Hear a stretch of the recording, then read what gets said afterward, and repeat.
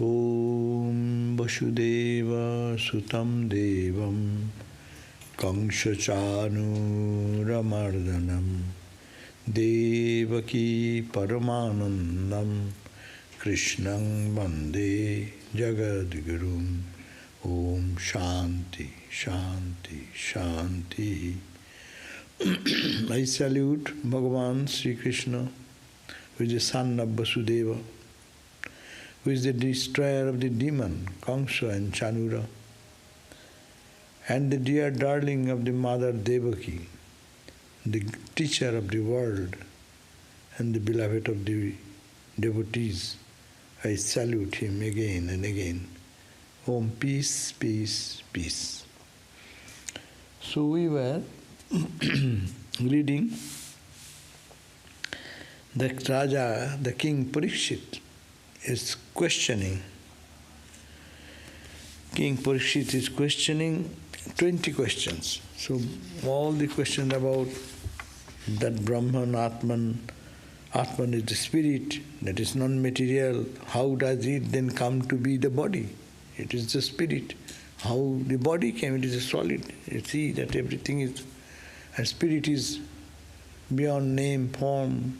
It is, you cannot say it is solid, it cannot say liquid, it cannot say, so what are these? Man is seen, has so many distinct organs of the limbs. Now the Supreme Person, Bhagavan, from whose navel the world lotus has been emerged, is described as having same kind of numerous organs and limbs. What then difference between God and man? God's body also have such thing. We human body, we have also same thing. What is the difference? So like that, one after another, so many questions. The last question we read, and we are still going through the questions of the king Pariksit to Shukadeva.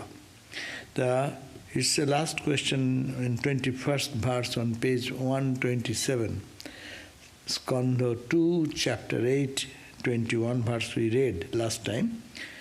Speak to me about the creation, protection and dissolution of all beings, of the ritualistic duties laid down by the Vedas and the Smritis, of desire-prompted rites and rituals, and of the three ends of the human life, dharma, artha and kama. So, he's asking the question that, tell me about creation, protection and destruction of all the beings, how it is happening. Talk to me about the duties, what duties we have to perform, ritualistic duties to perform, which has been said in the Vedas and in the Smriti Shastra, that means Bhagavad Gita, Bhagavat, these are called Smriti Shastra. And what are the things to be done? Desire-prompted rituals, rites and rituals. You do this, you go to heaven. You do this, you gain name, you get fame. You do this, you will be a king. So all these desire-prompted things, how to perform them. And the three goals of human life, dharma, artha, kama, righteous living, earning money, dharma, artha and kama, fulfillment of legitimate desires, etc. Now, 22nd verse. Speak also about the emergence of jivas lying latent in the power of the Lord. In the Lord's mind, the whole creation is there. All the jivas are latent, sleeping as it were. And the origin of atheism, right from the atheism, the philosophy of non-existence of God idea come, of the bondage and liberation of the Atman, how the Atman is bound, how the Atman gets free, and of one's absorption in one's real nature, and how one can get absorbed in the real nature of the divine and be ever free. Tell me how that omnipotent Bhagavan, who is ever free, limits himself by his inherent power of Maya for his creative sport, and how in dissolution he abandons the Maya and remains as pure witness. These are all big philosophical questions. 20 questions, he has put maybe another 50 questions inside that 20 questions. That means these are all deep philosophical questions which has bothered people, that get bothered by that. They tell me how the omnipotent Bhagavan, 23rd verse, Bhagavan who is omnipotent. Omnipotent means is everywhere. God is everywhere. That everywhere, the God residing everywhere, who is ever free. He has no bondage. He is ever free. How then limits himself by his Maya, you say, by his Maya, he limits himself for this creative sport. He comes down like a human being. How he, one who pervades everywhere, how can he come into a human body? You say by Maya. And how, in the time dissolution, he, means God, abandons that Maya. When he does not want any creation, he gets out of the Maya and then remains as a pure witness. How these contradictory things are happening? 24th. O Great One, it behoves you to give proper answers to these explicit, implicit questions put by me, who have taken refuge at your feet. Now, teacher should be extraordinary. Student is also extraordinary. Student has questioned 20 questions, a serious question, one after another. Teacher will have to remember. And now he will go on responding to this. My God, if someone tells me one question, 3 questions one by one, then I forget what they talk, they say. 20 means another, you can include about 50 questions have been injected, and he remembered, and he will now respond to one, to the other. The extraordinary brain, they are very great scholars and extraordinary intelligence. So it says, O Great One, it behoves you to give proper answer. Please give me the right answer to these explicit and implicit questions put by me, who have Sarvam etatcha Bhagavan prichate me anupurvasa tattato arhasti udahurtum prapannaya mahamune. I am taking surrender. O Mahamuni, O great sage, I am taking surrender at your feet. Please give me the answer of all this. 25th verse. In these matters, you are as much as an authority as Brahma himself. Because you are Shukadev. You are ever free soul. To me, you are like Brahman itself. You know everything. That's why I am asking you all these questions. And you are the right person who can answer this. You should put question to the proper person, no? And if those people who don't know that subject, and you ask that question, he may answer, that will be a foolish answer. And that will be more confusing. The responses will be more confusing.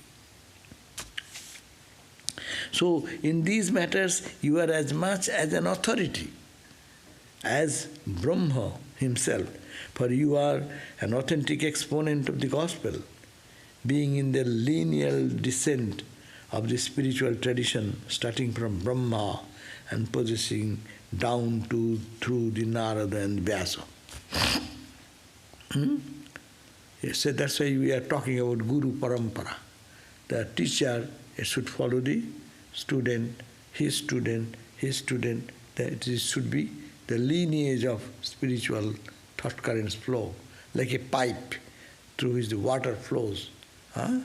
One pipe to the another pipe, they put it in the socket, and make that long. The flow of the supply comes from very high. Brahma himself, God himself, when first appeared, he gave this wisdom. Then it trickled down through the Parasara to Vyasa's son, Shukadeva. And you are Shukadeva standing before me. You know everything. You are like Brahma. You are like Brahman yourself. So, give me these answers. Because you are descendant through this lineage. All others here are only saying and doing what the ancients have said, without any direct initiation into authentic tradition. People may talk, I may talk something. That will not do. Your Vidya should be, it is called Guru Mukhi. Vidya should be, knowledge should come from Guru's mouth. Because there is the authentication comes. Whether the tradition, see, someone can give you a direction to come to this Hollywood temple. Huh? But a good GPS can give you direction. Anyone can give a direction, but I do not know whether I follow that direction. I may be going to some other place.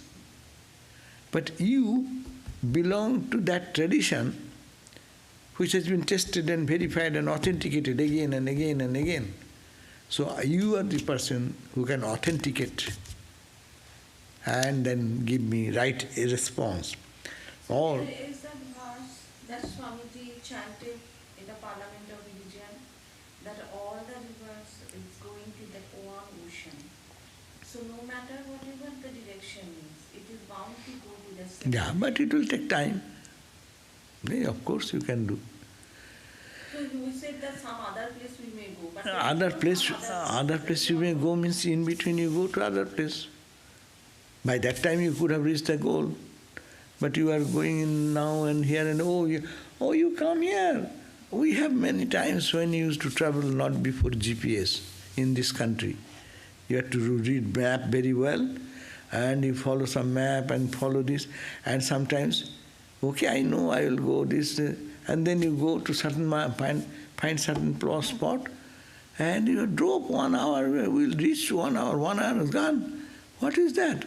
Then you go to the grocery shop or go to the gas station and then said, brother, I want to. He said, oh, I do not know. Hey, you know, say no. And then afterwards they said, okay, but you have come this way. You have to go this way and take right near the McDonald's. And then you go and one McDonald's and you get another McDonald's. You misunderstood one McDonald's. And then there also you spend some time. And then go back. It will take longer time. And what is the Guru Mukhi Vidya? What is the traditional wisdom?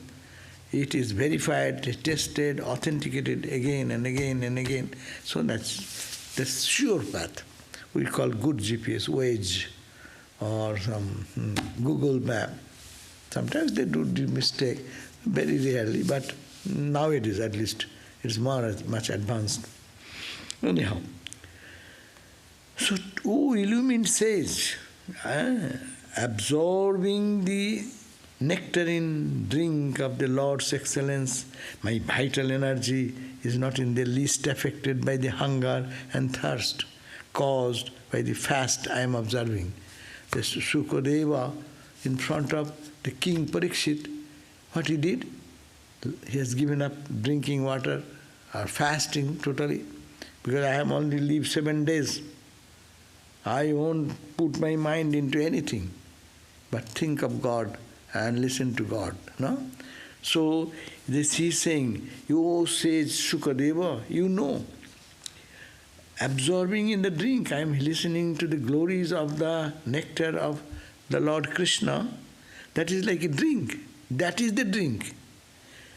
My vital energy, still I am breathing, not eating anything, not drinking anything. My vital energy is not in the least affected by the hunger and the thirst caused by the fast I am observing. The only threat it faces is from the curse of the angry Brahmin boy. The only threat it faces, that only I am thinking, fearful. What? The Brahmin boy give the threat? You will die within 7 days. No? That is the only thing in front. Oh, I have time, limited time. 7 days only I am in the world. Already 7 days, 1 hour gone. 6 days, 23 hours, 1 hour gone. No? So this is my fear. My time is short. I have to get it. No. That is my hunger. That is my thirst. I forgot my physical thirst, physical hunger. That is called the real, genuine urge of a student. Dipto Sira Jalarasimiva. Dipto Sira. And the Vedanta Sar says, suppose someone puts a charcoal, burning charcoal on your head with a gun point. I'll kill you unless you carry it there. So how will you walk? He will then smile, ha ha, how are you? It is very nice, and talk. And it's burning charcoal. You will run the speed you cannot run. Just run and just drop. That type of urge. That's why Dipto Shira Jalrasi Mibo. As then after dropping that, you want to run into the water. That type of urge should be for God realization and asking for God. So I am feeling like that. That is the urge I am feeling now. Our only fear is I'll die. Another hour gone. Another 2-minute gone. My life is shortened. Only click, click, click, click, click, click, click, click, click. No? So I am concerned about that. That is my condition. The only threat it faces, means this body faces, is from the curse of the angry Brahmana boy.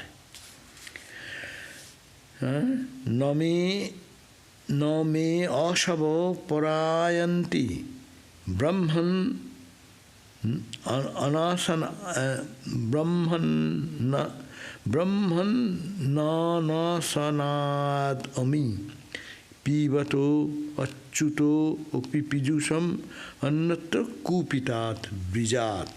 That means my heart is not panting for anything.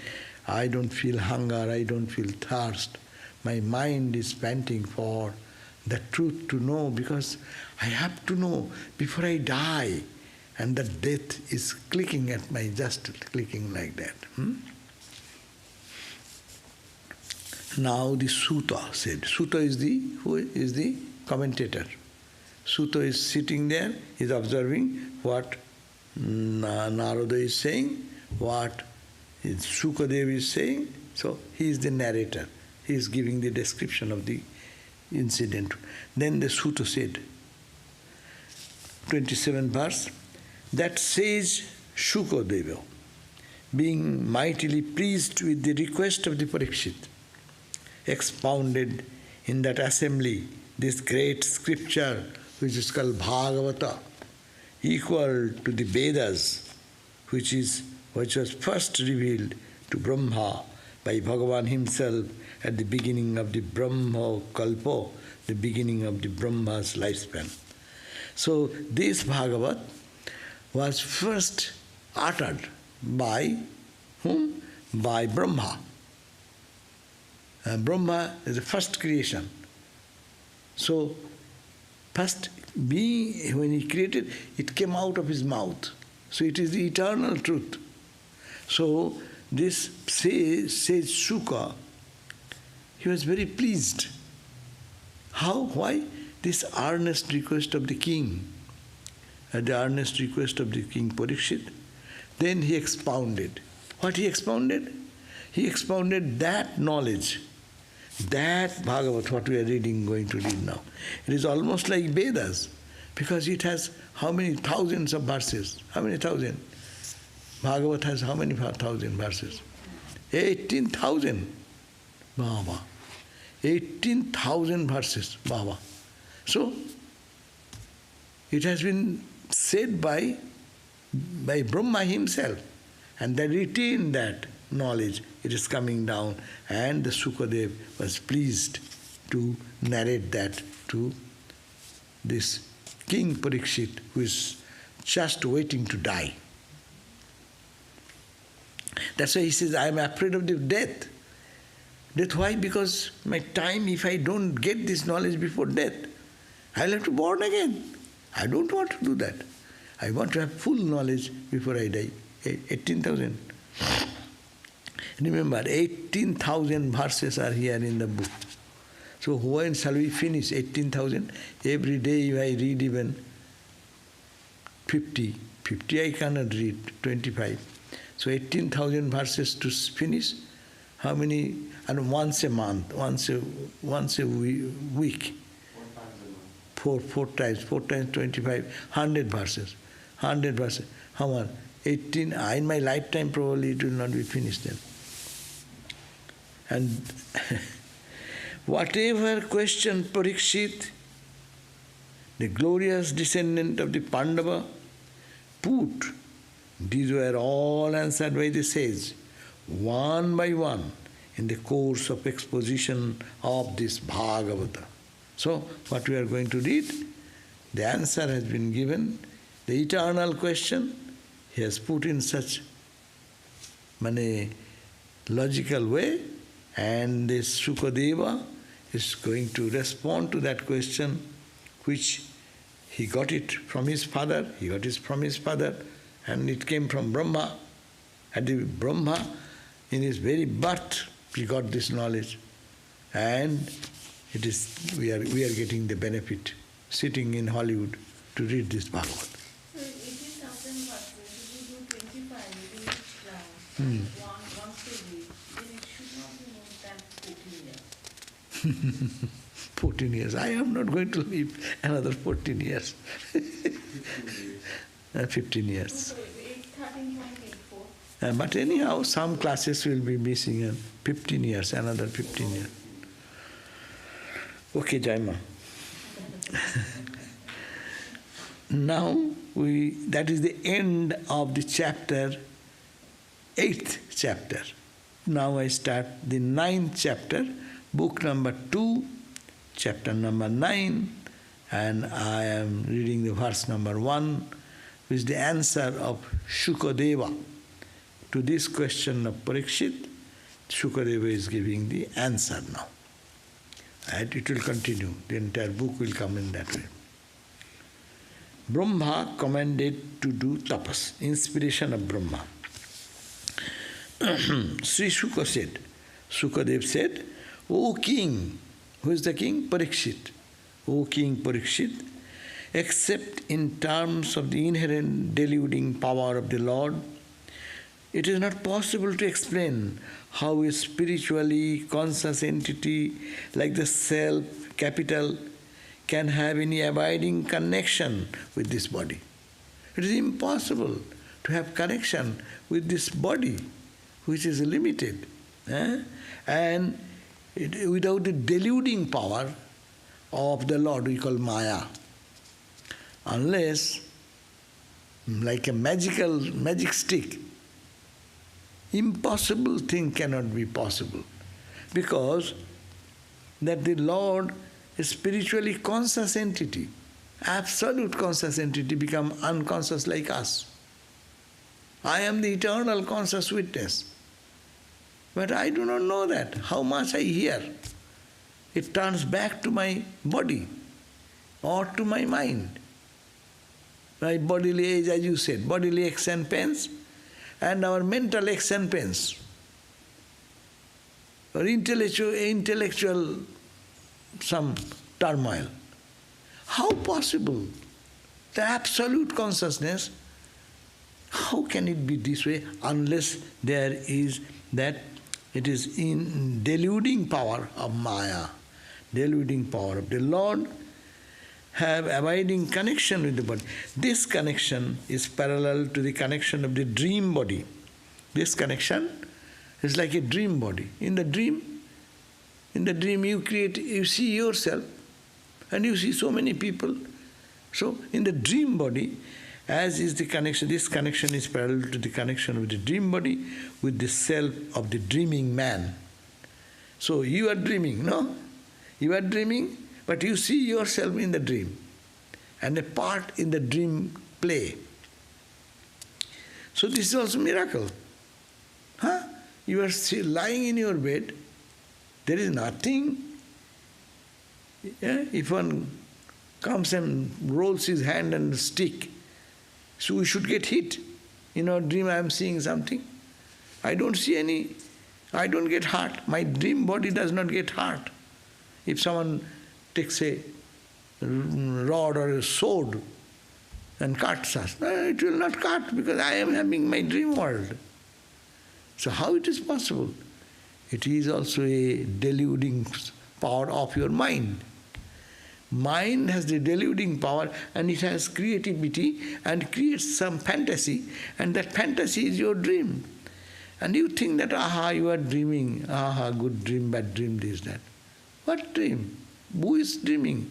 The dreaming person sees himself and gets crying, weeping, smiling, all in fun. So this has a connection with this body also here now. That means the deluding power. Because of Maya, which has innumerable forms, the spirit, capital, shines through these numerous forms. There is innumerable form. In the dream we find innumerable form. Here also innumerable form. Maybe pleasing form, unpleasing form. The spirit shines through these numerous forms. The energy shines through these numerous forms. They become alive. They are smiling, howling, someone is smiling, someone is dancing, someone is killing, someone is drinking, all types of things are going on because of the shining power of the consciousness behind. Delighting in the gunas or prakriti, he thinks, this self thinks, this is mine, this is myself. This Vedanta now, see, it is bhakti book. It's called the Bhagavata, is the bhakti book. Where is bhakti book? It is all jnana, the Vedanta. This is, so the delighting in the gunas, we enjoy being in the gunas, sattva guna, rajaguna, tamaguna, of the prakriti.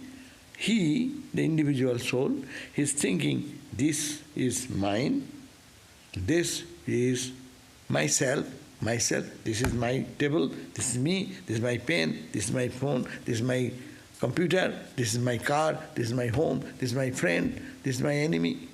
I, me and mine. Ahamidam, mamaidam, iti naishargiko angaloko bhavahara. Shankaracharya says, this is the eternal conflict. Me and mine, this whole universe. I and mine. Are who is I? You close your eyes and go to sleep. Everything vanishes. You go away, all your friend, your enemy, your anxieties, your suffering, vanish. Where? So long the mind is acting, all these are there. When mind goes to sleep, bas, everything is gone. In the dream, mind still functions. The same mind creates such thing. And in the fantasy, see, I cry in the dream, I smile in the dream, I dance in the dream, I rejoice in the dream. So this is the same connection here. When freed from infatuation, third, verse number 3, when freed from infatuation with the body, how? Through devotion, through knowledge, but this book will say through devotion. Then jiva, individual soul, delights in its nature as spirit transcending Maya and the time. So when freed from this and when the Maya drops, when this delusion goes away, when me and my idea goes away, then this infatuation with the body, this body is mine, and anything connected with this body is my. So this, the jiva, the individual soul, delights in its nature as spirit, capital, and transcending spirit, and transcending Maya, and transcending, what is Maya expression? Time. Time, space, causation is Maya. So where there is Maya, you know there is time concept, there is a concept of space and causation. This cause that, this cause that. That's the karma theory comes there. Because of this, this. Because of that karma, this. So whenever you are talking about that, you are in Maya. So that's why it says, the spirit of transcending Maya means Kala. He is no longer obsessed by the twin shackles of the bondage. What is the shackle of bondage? No one has tied us into the world. We are all tied in the shackle of our me and mine. That's why people say, I hate him. I love him. Love him, he is mine. I hate him, I don't like it. So this duality is functioning because of this shackle, bondage of me and mine.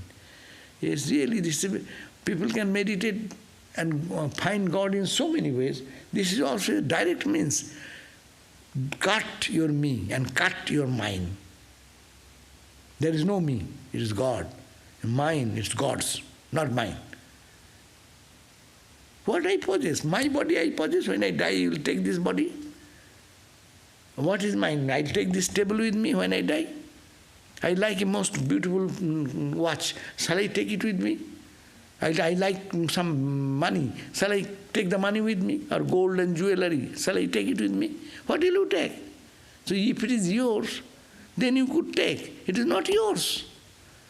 To cut this bond of me and mine is another way of Vedanta.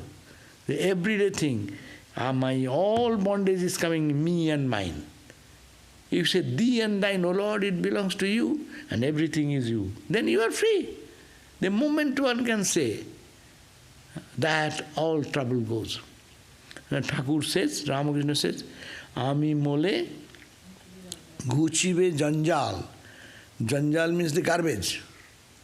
All the garbage of life will be cleaned, washed away. If Ami mole, if I dies, the small I should die, big I should come up. All our trouble, I. Say, thou. Only people, we are really, what is the shackle? No one gives me pain. I am bound by my I and mine. If I say, it matters. That's why if you say, not me, not mine, someone blames something. And out of the 10 people, who has done this? I didn't do that. When you say, I don't do that, then you are free. Or you may be caught, but you have done. That's why you are saying that I have not done. But really, if one feels, I didn't do anything, so he is free. So, me and mine. So, I shall, the twin shackles of bondage, the feeling, this is I, and this is mine. Shankaracharya took these two words very appropriately in the Shankara Bhashya. Fourth verse, I shall tell you what the Lord imparted to Brahma as instruction for attainment of illumination and the release of the jiva from bondage. When he manifests in his spiritual form to the former, meditating on him in absolute concentration and devotion. So he's saying, I am narrating you that story, what Brahma give that instruction, and he attained from the Narayana, who was meditating on Narayana, his mind was absorbed, and he got this wisdom. Verse 5, on page 129. When Brahma, the first of being and the originator and inspirer of all others, thought about the ways and means of creation, sitting in his lotus seat, he could not get any clue as to how he should proceed. When he started creation, he was also in trouble. How to create this universe? O king, while thus contemplating, he heard a sound of 2 letters uttered twice from amidst the cosmic waters that surrounded him. Because he was lying down in the Kibale snake, no? Anantanaga. He was lying down, the Lord, and he sounded two sounds from the silence of the ocean. These 2 letters, the wealth of those who have no material wealth are Tapa. Brahma, the Narayana thought, I shall create this universe. I am alone, Vedanta says. Eko aham bahushyama. I am alone, I want to be many. How shall I do? He was thinking in his mind. in the cosmic mind, no? How shall I do? And then he heard, in the deep silence, two words came. Tapa, tapa. Tapa means do austerity, do austerity. That means this world has come out of the austerity. Tapa, tapa, concentration, concentration on your nature of the spirit, obtained by combining the 16th and 21st of the consonants ta and pa in the alphabet. O, I, ka, kha, ga, gha, like that. In that, ta and pa. Hearing it, he looked around. Narayana, he thought, I will create, I will be many. And then he heard these two words, ta, pa, ta, pa. He looked around to see who was speaking to him. But he could not see none else than himself. His I, only one. He is saying, it is coming out of his own. No extra agency. Vedanta coming. The world has not come out of other thing than Brahman. It is Brahman only in the physical form you see, but it is nothing but Brahman. But in dualistic language, Narayana, he wanted to create, and then he thought how to create, and then he suddenly heard two sound letter, ta, pa, ta, pa, tapa, austerity. Then he could not see anything. He looked around and he saw, I'm only one. There is nobody to who uttered this word. That is just come in the mind of the cosmic mind. So sitting firm in his own seat, he reflected that this very relevant instruction must have come from a divine source and decided to engage himself in tapas. Bhagavan also, to create this, he has to do austerity, fasting. That's why. Austerity is the tapa means the heat. When the heat comes, then that vibration comes. And from that vibration, your ichha shakti comes, and then you start creation. That is true. That's the scientific way of thinking, yeah. So what she says is correct. He says that the tapa also means heat. It generates heat. Tapa. So when heat comes, vibration. And vibration, out of vibration, creation comes. What is the middle? Heat. Then? Ichha. Ichha Shakti is the beginning. Is desire. I want to be many. And that, this austerity means heat. Heat generated out of that. That means mind become little agitated or something. And then came the vibration and the whole world. That's why this world is the expression of Om, no? Om, that word also, another way. That is the vibration took manifested in this world. And this, when they manifested, it goes back through uttering Om into the source. He who is the most austere among the austere, possessed of infallible insight, understood the meaning of tapas and engaged himself in it for 1,000 divine years. That divine year means big year. 1,000 years, that itself is big time, no? We cannot do 2 days austerity. And he's saying 1,000 year. And 1,000 year, not human year, divine year. Year means our 365 days is 1 year, no? It says 1 day of us, one year of us, 365, is 1 day for our forefathers. Forefathers means those who have died, grandfather, grandmother, or their mother. So those subtle bodies, for them, it is only 1 day. Our 365, our 1 year is 1 day for them. And their 1 year will be 1 day for gods. Like that, multiply by 10,000 years. Bahaba. That means long time. To create this vast universe, stars and galaxies, God has to work hard. So controlling the vital energies. Narayana, so he also started controlling. And what to control? There is no creation. Where he is controlling, God knows. For whom he is controlling, I do not know. He is the alone person. But still, controlling the vital energies as also the external and internal organs, he practiced concentration on subject of creation so intensely as to illumine everything around. And tapasya created illumination, every light everywhere. Now, the vision of Brahma, what he saw then?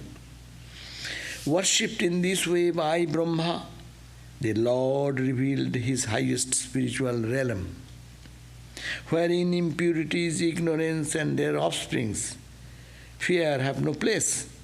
That means, worshipped in this way by Brahma, Brahma was practicing this austerity, the Lord then revealed to his highest spiritual realm. It's called the Vaikuntha Loka. These are all different names. Wherein there is no impurities, there is no ignorance. And ignorance is offsprings. Offsprings, ignorance manifest in the world in so many ways. Anger, frustration, lust, greed. All are absent there. And which receives the adoring praise of all, the great devotees.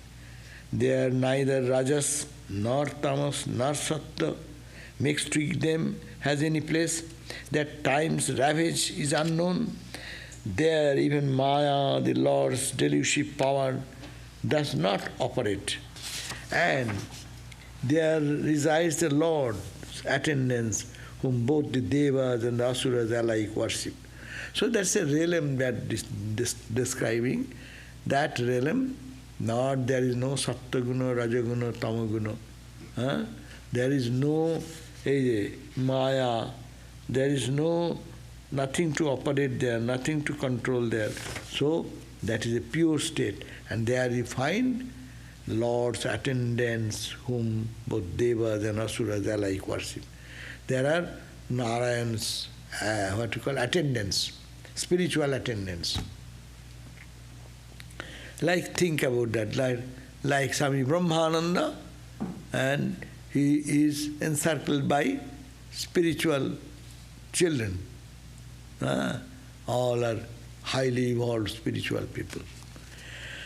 All the denizens of that realm are blue in color, radiant, endowed with eyes like lotus petals, dressed in the yellow robes, extremely attractive and handsome, having 4 arms, bedecked with the brilliant gem-studded necklace and other ornaments, endowed with the glow of coral, sapphire, Vaidurjamani, and the tender stalk of lotus mrinala, and wearing brilliant earrings, diadem, and wealth.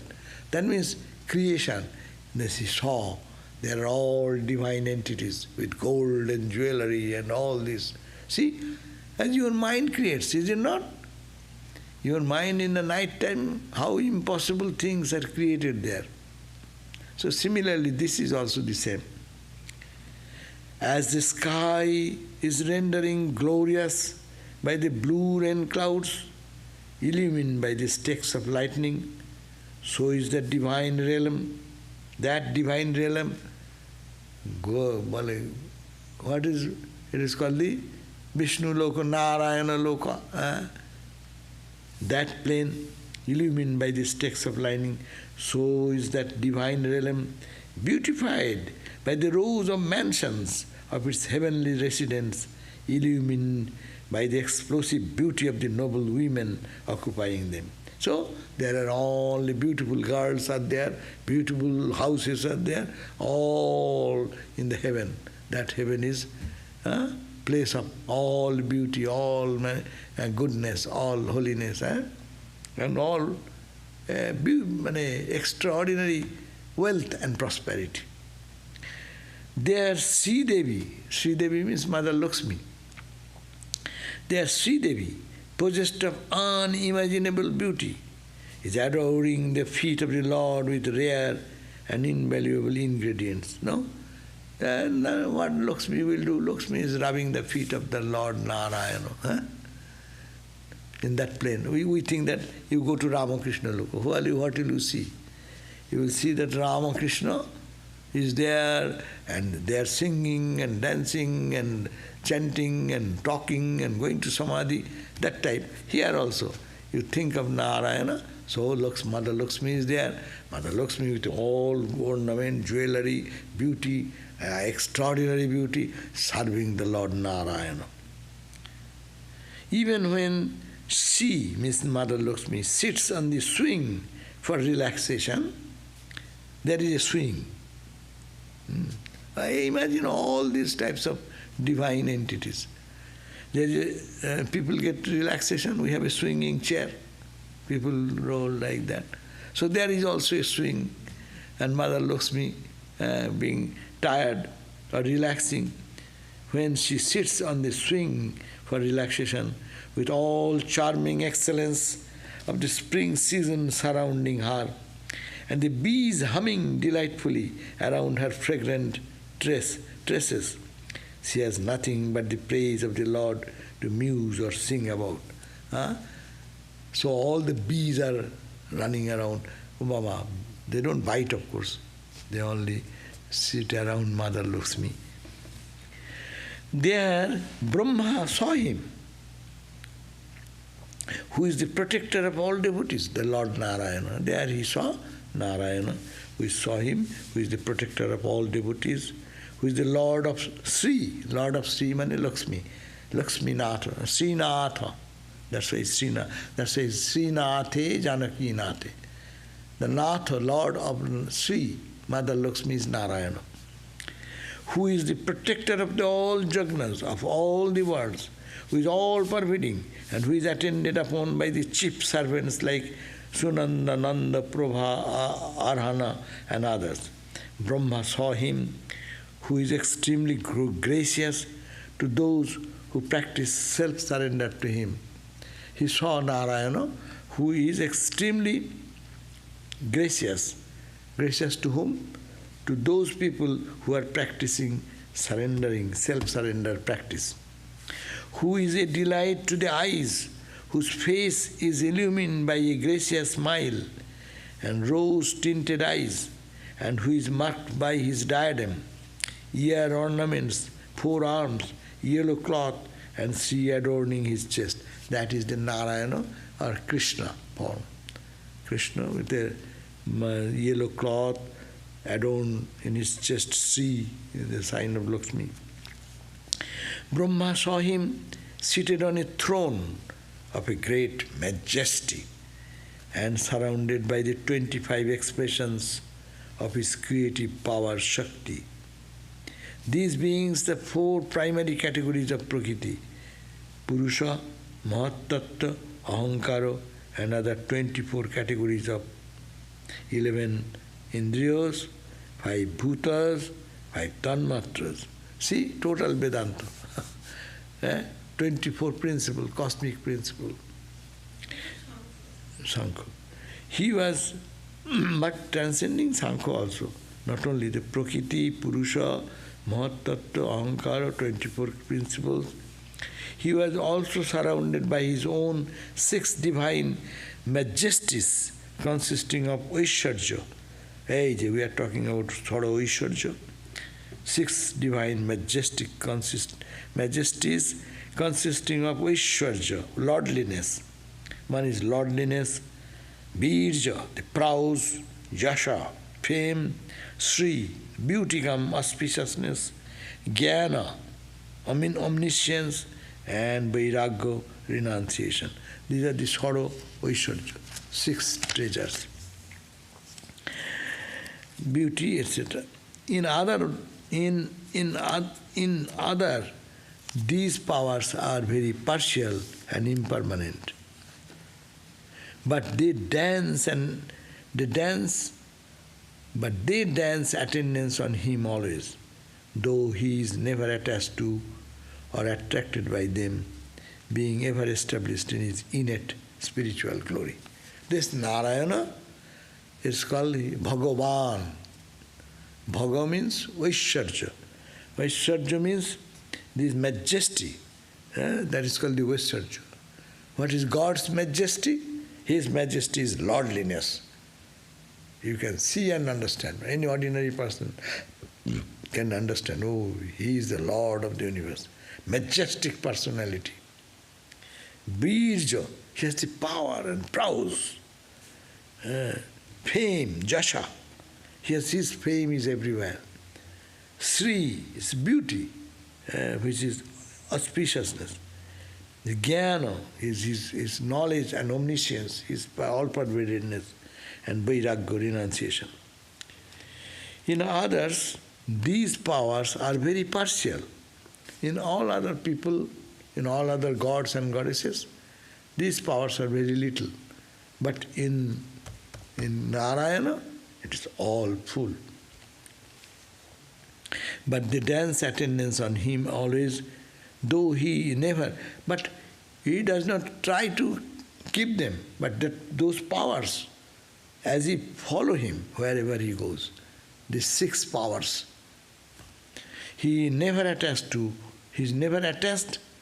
or attracted by them, being ever established in his innate spiritual glory. 17. On seeing him, the creator Brahma was bathed in bliss within. He saw this Narayana in this form, and he was overwhelmed with love and affection.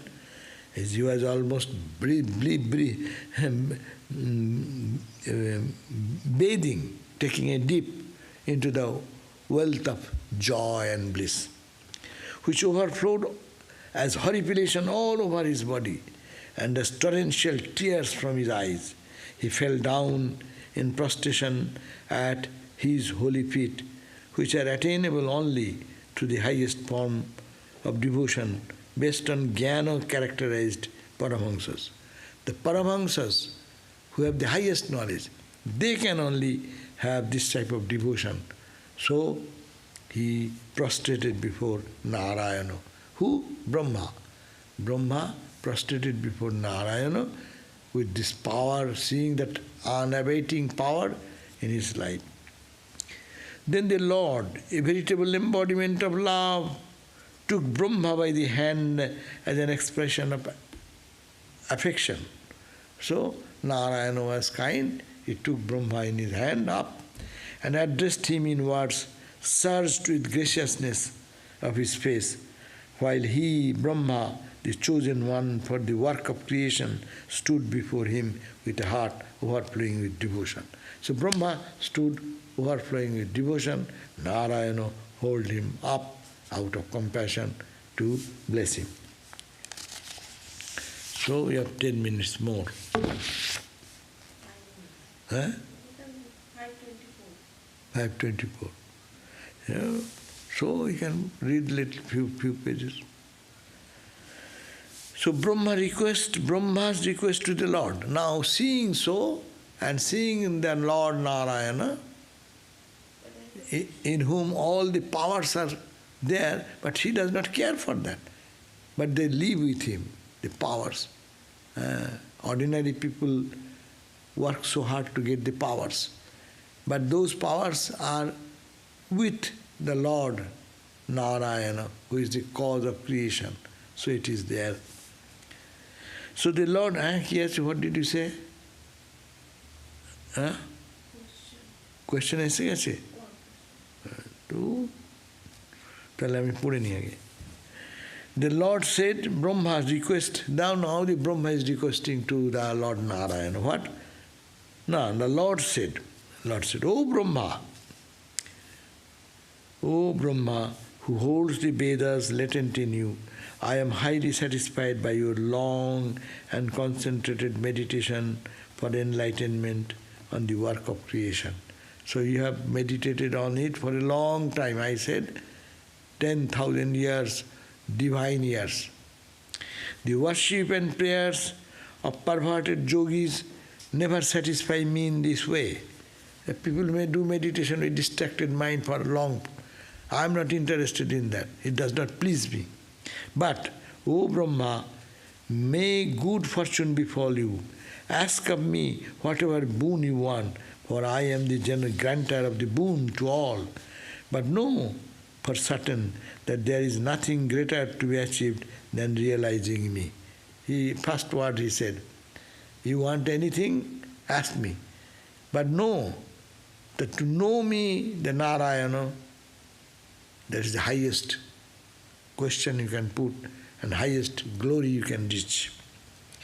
Your attainment of my realm, your attainment of my realm, M capital, realm R capital, that means this loka, the divine plane, is because I willed it. It is not the result of your tapas, though it might be an occasion. That you are able to perform this tapas, that means inward concentration at my command, was also the result of my will. That means there is nothing you have. It is my will, I wished it, so you were able to do that. Here comes Ramakrishna said, the leaf does not move without God's will. So this is the thing the Narayana was saying in the Bhagavata. It is my will, my power which prompted you to do the tapasya, austerities for 1,000 years, and it is my wish that you could hold on to this tapasya. This is my power. When you stood utterly confused as to what you should do, it was I who directed you to perform tapas. Tapas is the core of my being, and the meaning of tapas is myself. Tapas is me, and tapas is the core of any realization. Anything you want to realize, we should do tapas. Everyone is doing tapas. Scientist is doing tapas in a lab. Builder is working tapas, austerity in the heat and cold, so much work. So everyone is doing some tapas, creating some heat in him to concentrated practice. In this beginning, I create everything by tapas. By tapas I support everything, and by tapas I withdraw everything too. Tapas is my supreme prowess. So, here is the end of 23 verse. I will read next time. What is the question?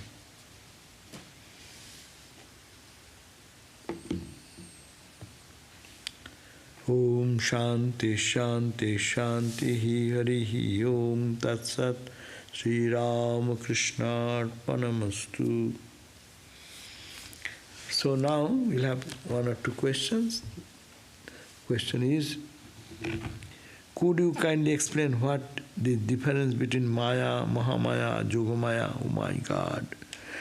Maya is a term of Vedanta. Maya means, in Vedanta, what you think is there, it is not. Maya is Yama, which is not really there. It is all Brahman, all God. What you are seeing is table, chair, floor, roof, watch, light. You are seeing this is Maya. And Mahamaya, the Shakti, the same. It is the power.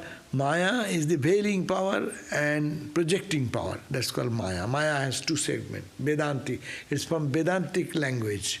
Don't mix with devotional language. Maya is delusion. But Mahamaya is not delusion. Mahamaya is all the time there.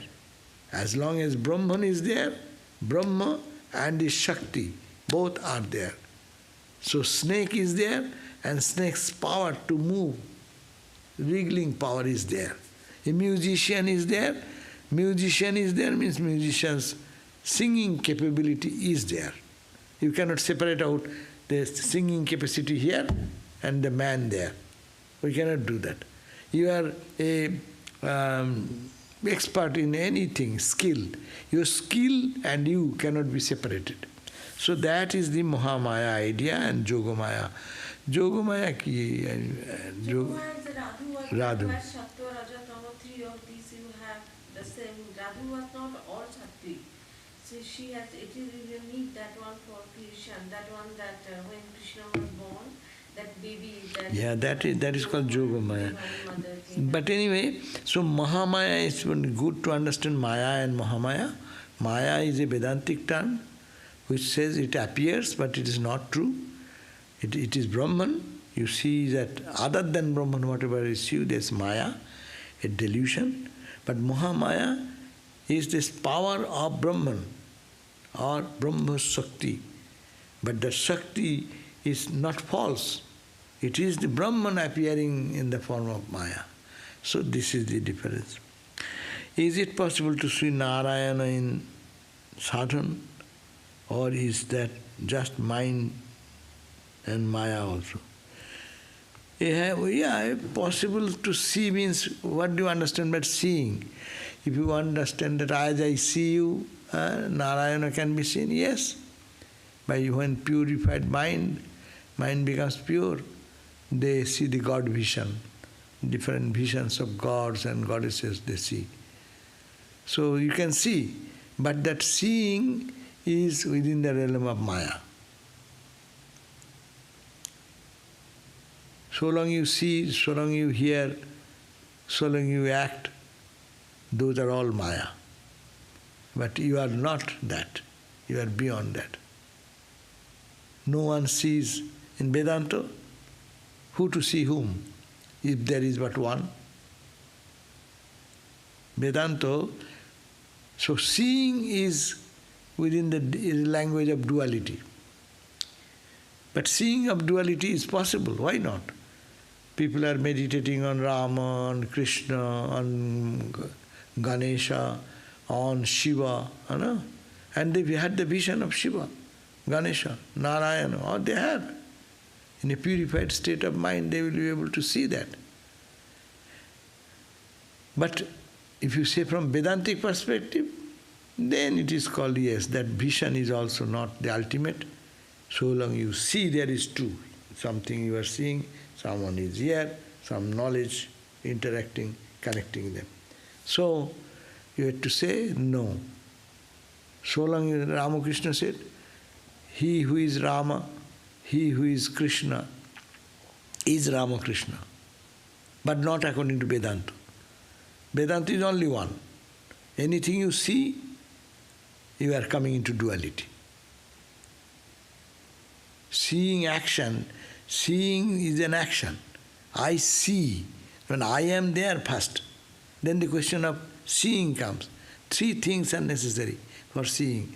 I, who am seeing, the object I am seeing, and there should be sensory organs or connections, light, sensory light and eyeball and retina and all these things are necessary.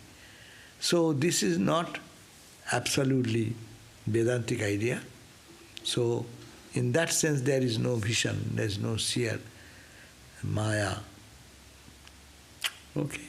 I have a question. Is Maya as a name for a child, giving the name Maya, is it auspicious?